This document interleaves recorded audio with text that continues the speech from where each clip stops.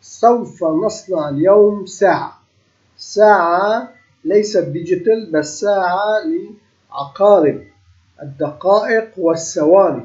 نلاحظ الآن في واجهة الإكسل نحن لدينا هذه الساعة، وعندما نطلب المجال لنرى التحكمات الموجودة هنا نرى أنها تحتوي على عدة خيارات. نلاحظ أن هذا I11 خلية I11 هي التي تعطي التحكم لهذه الصور. هي عبارة عن عدة أدوات: أداة للدقائق، أداة للثواني، أداة للساعة، وهذه الصورة ثابتة. وهذا الخيار يخفي هذه الصور الأدوات، وهذا يظهره، وهذا يوقف التحكم، وهذا يعيد ويبرمج التحكم.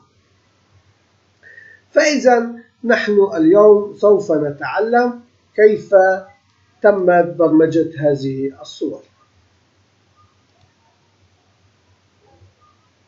لنكمل مع بعض ونرى أن في البداية البرمجة يجب أن تكون محددة في إقلاع الإكسل. فإذا عند إقلاع الإكسل عند الأوبن نطلب هذه البرمجة، وعند إغلاق قبل الإغلاق نطلب هذه البرمجة. البرمجة الأولى التي هي ستار هي موجودة هنا ستار، وهي الأبديت. ننتقل إلى الأبديت التي تحتوي على هذه الأسطر البرمجية التي تضم كل الاحتمالات الخاصة بصناعة الساعة.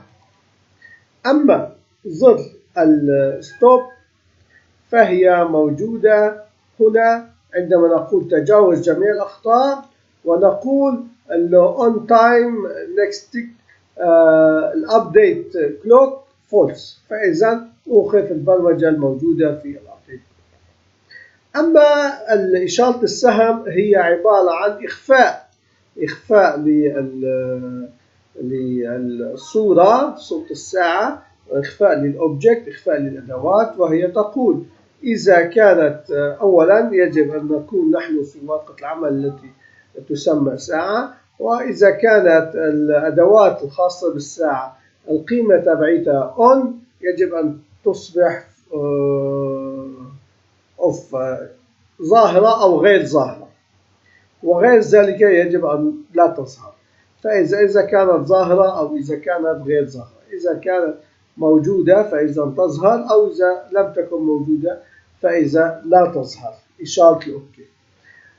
انتهينا من البرمجة، بقي لدينا فقط كيف يتم عمل الأبديت كلوك. أبديت كلوك إنها عبارة عن متغير يأخذ الشارت أي المخطط، وبذلك يقول أن المتغير هو عبارة عن موجود في الورقة مسمى كلوك، وهو عبارة عن أوبجكت كائن وله هذا الاسم كمخطط بيان.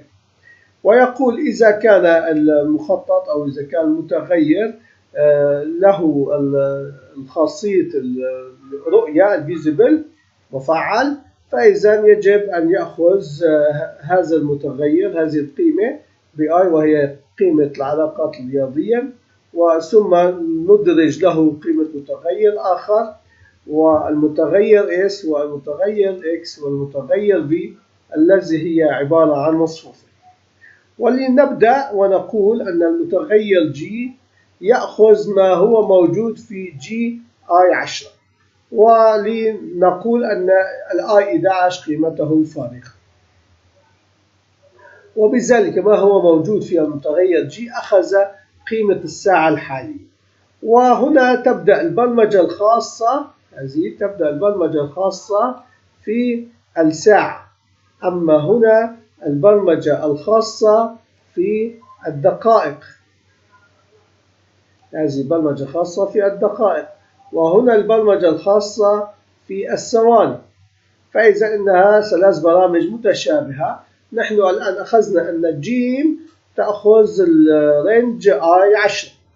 أما كيف سوف نقول أن الساعة أو الأداة الخاصة بالساعة أو المخطط أو الخط الخاص بالساعة. لنلاحظ الآن نحن إذا توقفنا على هذه الأداة نلاحظ أنها تعطينا هذا الرقم. فهذا الرقم عبارة عن علاقات رياضية ضرب أرقام لكي نصل. أما إذا وقفنا على هذه الأداة نلاحظ أنها أعطتنا اسم الدقائق. أما إذا توقفنا على رقم الثواني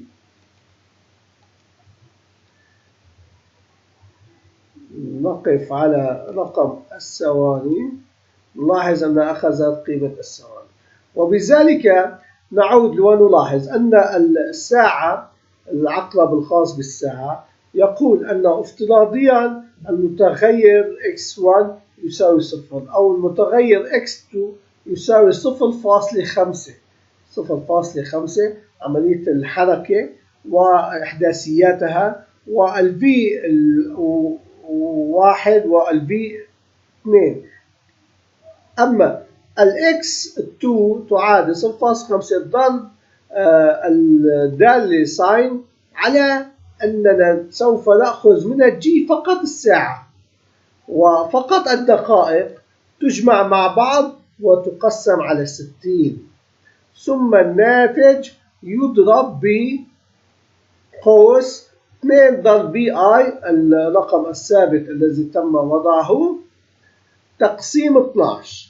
هذا لكي يتحرك حركة دورانية، وبذلك الوضع مشابه للساين وللكوس.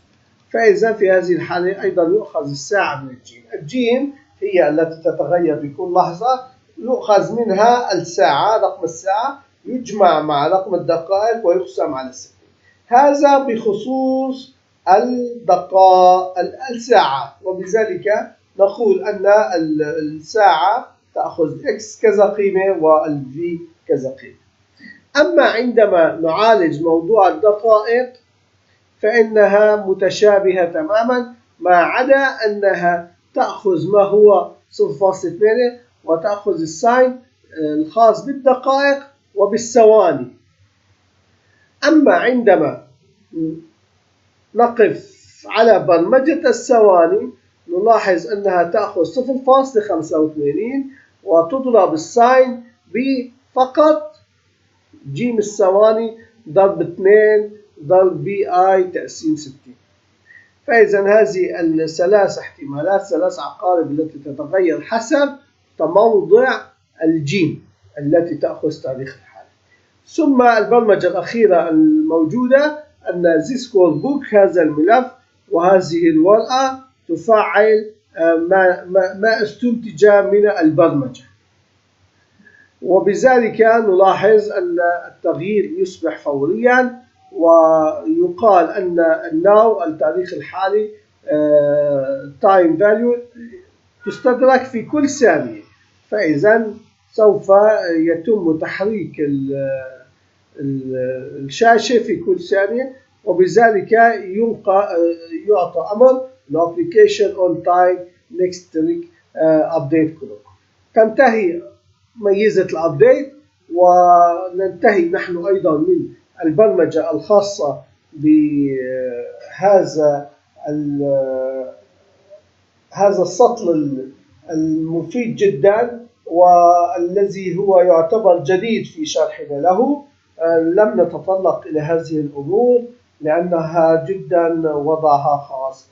نلتقي غدا إن شاء الله مع برمجة جديدة بأمان الله.